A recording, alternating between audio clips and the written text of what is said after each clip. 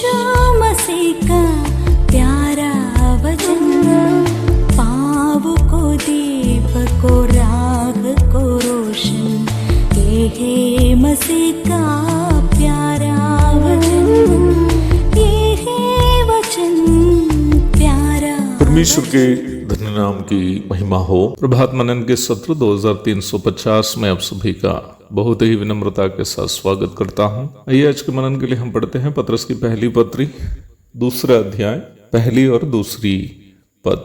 इसलिए सब प्रकार का वैर भाव और छल और कपट और डाह और निंदा को दूर करके नए जन्मे हुए बच्चों के समान निर्मल आत्मिक दूध की लालसा करो, ताकि उसके द्वारा उद्धार पाने के लिए बढ़ते जाओ। पहली पद में परामर्श किए गए 5 बुरे स्वभावों पर ध्यान दीजिएगा। इन सभी बुराइयां रहस्यमय स्वभाव के हैं और एक समानता जो इन 5 बुरे स्वभावों के बीच का यह है कि इन सभी 5 स्वभाव दूसरों के खिलाफ अथवा दूसरों को बर्बाद करने के लिए रहस्यमय रूप में की जाने वाली बुराइयां हैं। इन सभी 5 स्वभावों को पत्रस यहाँ क्रमानुसार बताया। वैर भाव अथवा मैलिस को इन बुरे आदतों का प्रारंभ कह सकते हैं। किसी अन्य व्यक्ति के खिलाफ हमारे अंदर वैर भाव उत्पन्न होने हेतु कई कारण हो सकता है। एक ही कार्य क्षेत्र में कार्यरत 2 लोगों में एक व्यक्ति को अधिक सम्मान या अधिक प्राथमिकता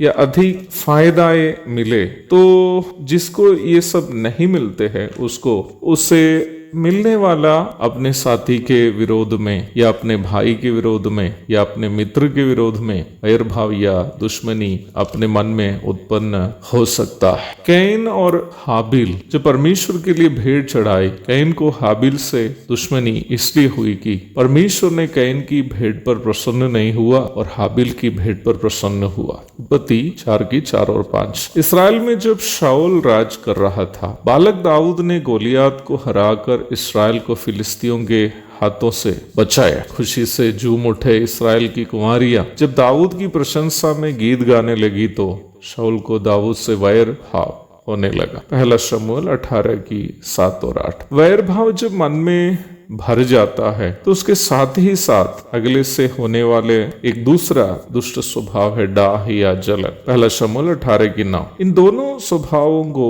मनुष्य भारी मात्रा में अपने मस्तिष्कों में ढोते हुए भी वे लोग कभी भी ये अंगीकार नहीं करेंगे कि अपने मन में वे लोग इन बुरे स्वभावों को ढोते। जब प्रभु यीशु मसीह यहूदियों पर यह आरोप लगाया था कि वे उन्हें मार डालना चाहते हैं, तो वे लोग ये कहकर कि प्रभु में दुष्टात्मा है, साफ इनकार किया है कि वे लोग प्रभु की मृत्यु चाहते हैं। यूहन्ना अध्याय 7 की 19 और 20 पढ़िएगा। कई बार प्रशासन के डर के मारे या अन्य परिणामों के भय से भी लोग कैन की तरह जल्दी दूसरों की हत्या नहीं करते हैं। यद्यपि उस वैर भाव को लोग भले अंगीकार नहीं करें, दूसरों के प्रति जो दुश्मनी मन में है किसी न किसी प्रकार वे लोग प्रकट करते रहेंगे। इन दुश्मनी को प्रकट करने के 3 माध्यमों को पत्रस यहाँ बताया। वह है क्रमशः छल, कपट एवं निंदा। बहुत ही खतरनाक है इन तीनों बुरे स्वभाव। छल एक ऐसा हीन स्वभाव है कि छल करने वाले लोग जब अगले से बात करते हैं तो इस प्रकार बात करेंगे कि वे अगले की भलाई चाहते हैं, बल्कि अपने मन में वे लोग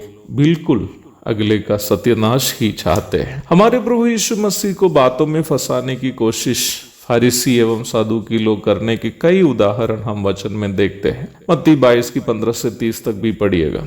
बातों में फंसाने की इस प्रकार की कोशिश को छल कहते हैं। छल करने वाले लोग अवश्य कपट भी होंगे। हमारी भलाई चाहने वाले की तरह व्यवहार करते हुए भी कपटी लोग मिलने वाला हर मौके पर हमारे खिलाफ हमारी हानि के उपलक्ष्य में काम करते रहेंगे। प्रभु यीशु मसीह का शिष्य यहूदा इस्करियोती इस प्रकार के स्वभाव का एक व्यक्ति था। यीशु मसीह को पकड़वाने के लिए उन्होंने जो तरीका अपनाया था वो प्रेम प्रकट करने के लिए मनुष्य उपयोग करने वाला सबसे अच्छा माध्यम था।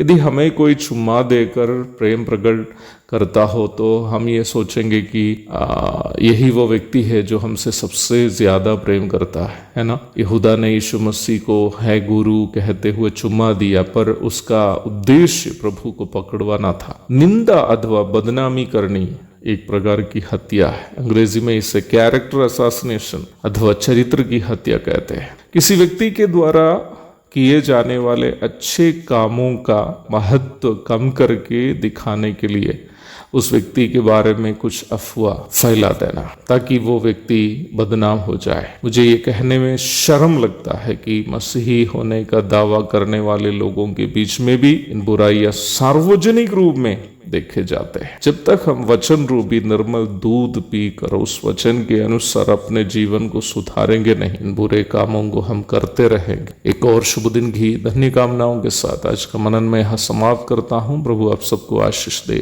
आमीन।